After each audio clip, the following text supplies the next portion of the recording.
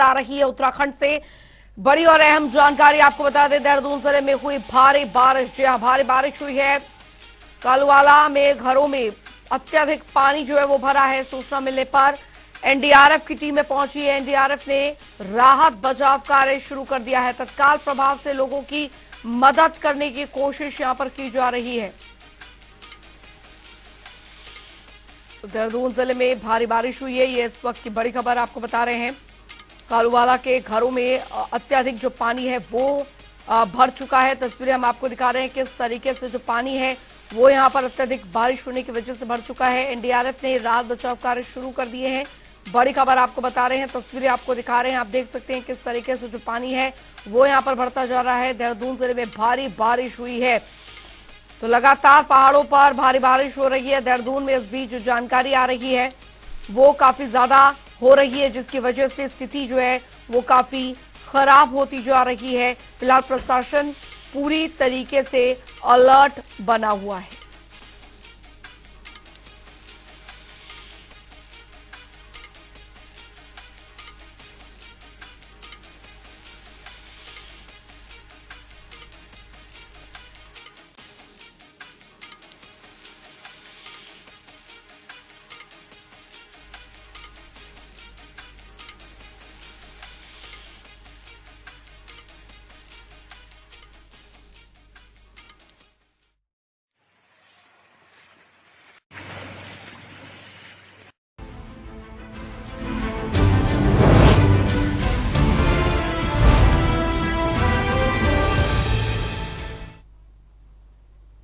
और चलिए अब रुक करेंगे 2 मिनट में 10 बड़ी खबरों की और फटाफट अंदाज में।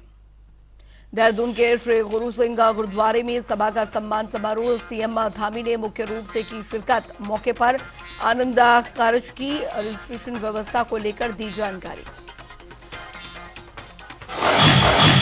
कांग्रेस प्रवक्ता गरिमा मेहरा दसोनी ने की प्रेस कॉन्फ्रेंस, सरकारी अधिकारियों पर उठाए सवाल, कहा अधिकारी केवल जनता के प्रति उत्तरदायी। बागेश्वर उपचुनाव की जंग लगातार जारी, कांग्रेस प्रत्याशी वसंत कुमार ने किया नामांकन, करण मारा, यशपाल आर्य मौके पर रहे मौजूद। हरिद्वार के बहादुरपुर में चोरों के हौसले बुलंद, खातर में दुकान का शटर तोड़कर आधा दर्जन तत्वों ने किया हाथ साफ। सीसीटीवी में कैद हुई वारदात की तस्वीरें, अज्ञात चोरों की जांच में जुटी पुलिस। ऋषिकेश में पर्यटकों के आकर्षण के केंद्र राम झूला पुल पर आवाजाही की गई बंद, भारी बारिश के चलते लगातार हो रही है भूमि कटाव से खतरा पैदा। देहरादून के जागन गांव में हुआ भारी बारिश के चलते भूस्खलन, 9 घर और 7 गौशालाएं क्षतिग्रस्त, प्रशासन का राहत बचाव कार्य जारी। हल्द्वानी में बड़ा डेंगू का खतरा, अस्पताल में मरीजों की बड़ी संख्या, अस्पताल प्रशासन के लोगों से अपील, रक्तदान में लोग कर रहे योगदान। केदारनाथ धाम में घोड़े खच्चर के संचालन पर गाइडलाइन जारी, यात्रा पर निकलने से पहले होगी मेडिकल जांच। मवेशी के लिए खोले जाएंगे 4 अस्पताल। जिलों में 7 जिलों में भारी बारिश का येलो अलर्ट, देहरादून, टिहरी, पौड़ी, नैनीताल, बागेश्वर, चंपावत, पिथौरागढ़ में जारी अलर्ट। मौसम विभाग ने की लोगों से एहतियात बरतने की अपील। हरिद्वार में आबकारी विभाग का बड़ा एक्शन, 20,000 लीटर अवैध भट्टियां की नष्ट, मामले में की जा रही आगामी कार्रवाई।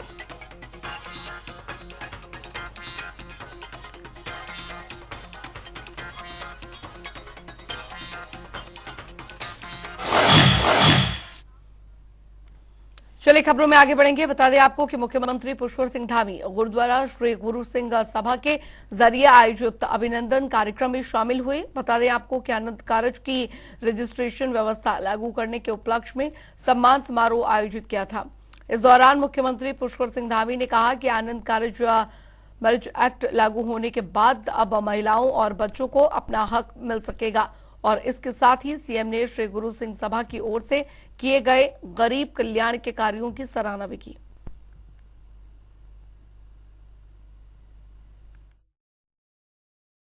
हेमकुंड साहब जाने के लिए 850 करोड़ रुपए का रोपवे का शिलान्यास कर दिया है, यानी कि जो 4 दिन में 5 दिन में यात्रा पूरी होती थी वो यात्रा अब कुछ ही घंटों में पूरी हो गई। यानी कि 45 मिनट में रोपवे से हेमकुंड साहब के दर्शन हो जाएंगे। भाइयों बहनों, जहां आज पूरे देश के अंदर आदरणीय प्रधानमंत्री जी के नेतृत्व में अनेकों कार्य हो रहे हैं, वहीं उत्तराखंड के अंदर जो उनका उत्तराखंड की भूमि से लगाव है, उसके कारण से अभी अभी हमको देखिए देहरादून से दिल्ली जाने के लिए वंदे भारत एक्सप्रेस मिली, और आप आने वाले समय में दिल्ली से देहरादून जाने के लिए, मैं अपनी माताओं बहनों से भी कहना चाहता हूं, दिल्ली से देहरादून जाने के लिए आपको अब 2 से ढाई घंटे ही लगा करेंगे कुछ समय बाद। ये जो हमारा रोड बन रहा है यहां से देहरादून से दिल्ली का जो रोड का काम तेजी से चल रहा है, उसके पूरा होते ही 2.5 घंटे से ज्यादा का समय नहीं लगने वाला है।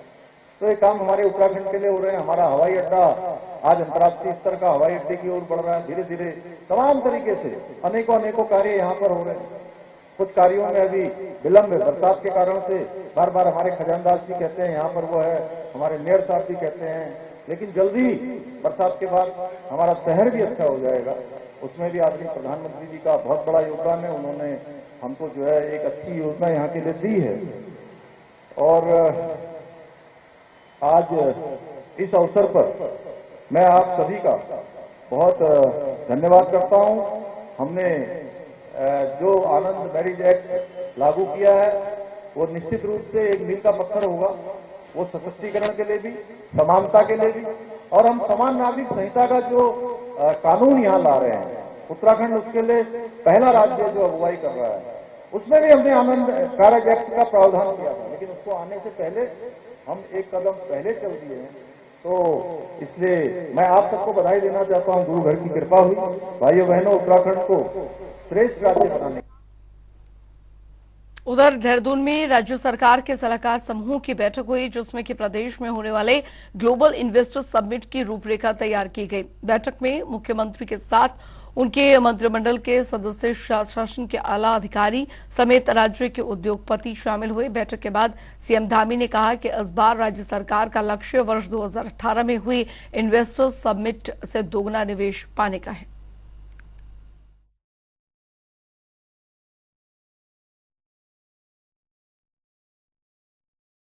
ग्लोबल इन्वेस्टर समिट जो हमारी दिसंबर माह में प्रस्तावित है, उस बैठक को लेकर आज जो हमारे विभिन्न उद्योग समूह के लोग हैं, शिक्षा क्षेत्र, चिकित्सा क्षेत्र और समाज के विभिन्न सेक्टरों में काम करने वाले लोग हैं, उन सभी से हमने चर्चा की है और सभी ने अपने सुझाव दिए हैं कि कैसे और अधिक लोगों को यहाँ आकर्षित किया जा सकता है, अधिकतम निवेश लाया जा सकता है। उस पर सबके बहुमूल्य सुझाव मिले हैं और उन सुझावों पर हम काम करेंगे। आज से ये हमारा पहले आज ये शुरुआत है, और इस शुरुआत के बाद देश के अन्य शहरों में भी हम लोग जाएंगे। अलग अलग हमारे मंत्रीगण भी अलग अलग जगह पर जाएंगे, और कुछ विदेशों में भी कहीं जहाँ से इन्वेस्टमेंट की संभावना होगी उन देशों में भी जाएंगे। नहीं, देखिए बहुत ही महत्वपूर्ण है, क्योंकि उत्तराखंड की दो सबसे बड़ी समस्याएं अगर आप देखेंगे, और सदी मैंने पिछले 7 साल में हम ही सुन रहे हैं सदन के अंदर, वो पलायन और रोजगार है, और उसको रोकने के लिए इन्वेस्टर समिट बहुत ही ज़रूरी एक स्टेप है। पिछली बार जब 17 में हमारी सरकार बनी थी और उस वक्त माननीय त्रिवेंद्र सिंह रावत जी सीएम थे, उस वक्त भी हमने एक इन्वेस्टर समिट किया था, और लगभग 22,500 करोड़ के प्रोजेक्ट जो है वो धरातल पे उतरे थे, जिसका फ़ायदा युवाओं को हुआ, जिसका फ़ायदा उत्तराखंड की इकॉनमी को हुआ।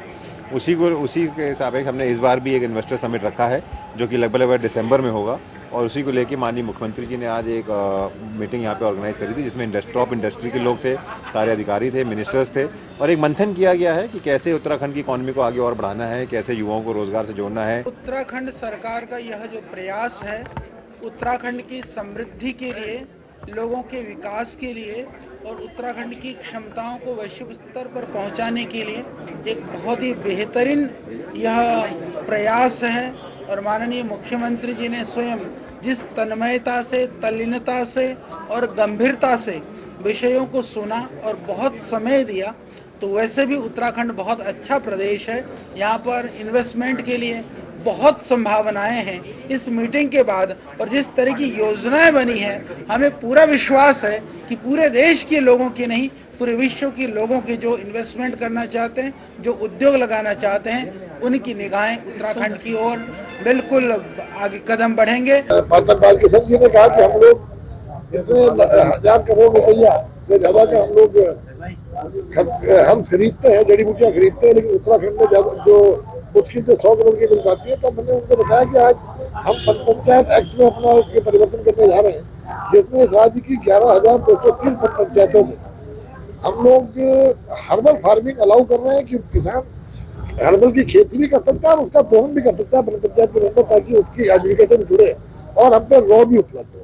इसके अलावा एग्रो बनेगा, would based industry, paper industry है, आपका लीजा वाली इंडस्ट्री, रेज इंडस्ट्री है, पेरूल बेस्ड इंडस्ट्री है, तो तमाम संभावना है। तो इसको किस तरह से एक्सपोर्ट किया जा सके, निश्चित रूप से इसको लेकर के हम लोग तैयारी करेंगे।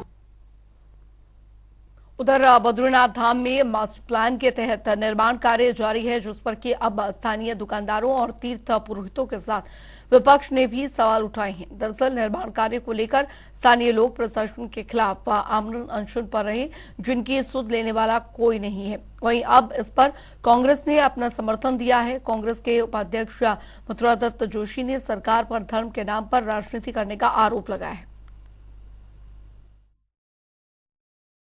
देखिए, बहुत ही दुर्भाग्यपूर्ण बात है, जिनके हितों के लिए चाहे बद्रीनाथ हो चाहे केदारनाथ हो, आप नई तरीके से बसाने की बात कर रहे हो।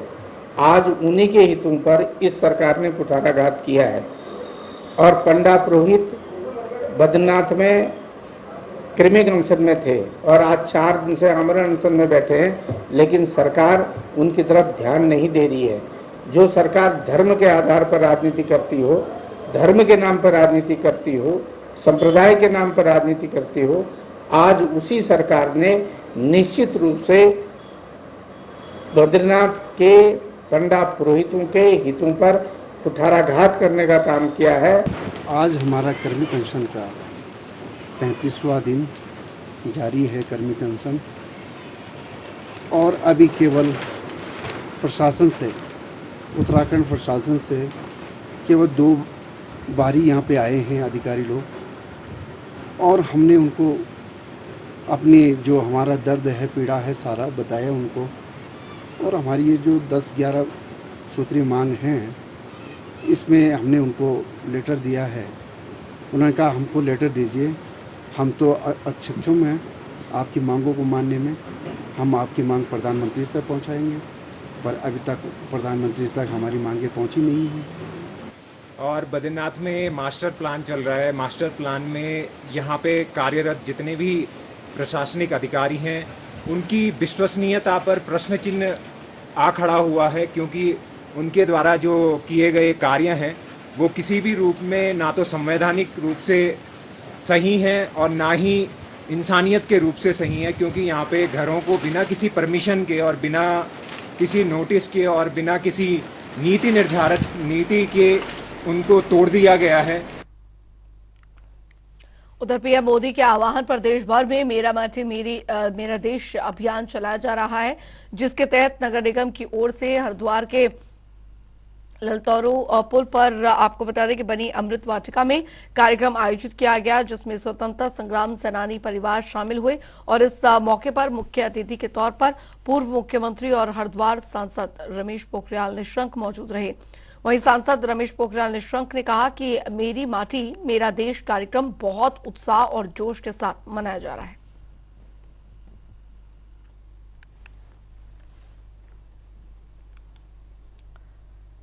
उधर हरिद्वार के लक्सर में तोमर किसान संगठन के कार्यकर्ता तहसील परिसर पहुंचे, जहां पर उन्होंने परिसर में उप जिला मजिस्ट्रेट गोपाल सिंह चौहान से मुलाकात की। इस दौरान तोमर किसान संगठन के कार्यकर्ताओं ने विभिन्न मुद्दों को उठाते हुए उप जिला मजिस्ट्रेट को ज्ञापन सौंपा, जिस पर कि उप जिला मजिस्ट्रेट ने निष्पक्ष कार्रवाई का आश्वासन जताया है।